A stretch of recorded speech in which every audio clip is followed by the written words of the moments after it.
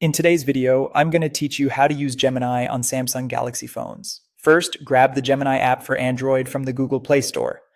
On a Galaxy phone, the download and setup are quick. When you open it the first time, sign in with your Google account if asked, and accept any prompts so the app can run smoothly.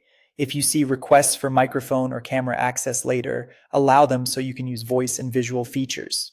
Once you're in the app, look for the live icon. It's the little waveform next to the microphone. Tap that to start real-time voice mode. Speak naturally, just like you're talking to a friend. You don't have to wait for long pauses or perfect phrasing. If you change your mind mid-sentence or want to pivot, that's fine. Gemini will keep up and reply with clear spoken audio so you can keep the conversation going hands-free. If you prefer silence, you can lower your phone volume or switch back to text replies anytime.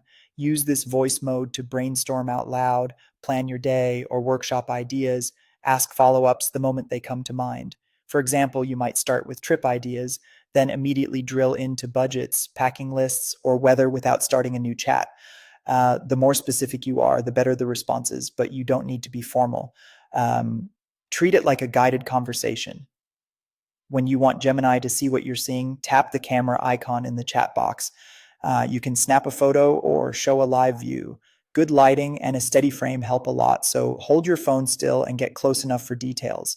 If it's your first time, your phone may ask for camera permission. Approve it so the feature works. From there, ask for visual help.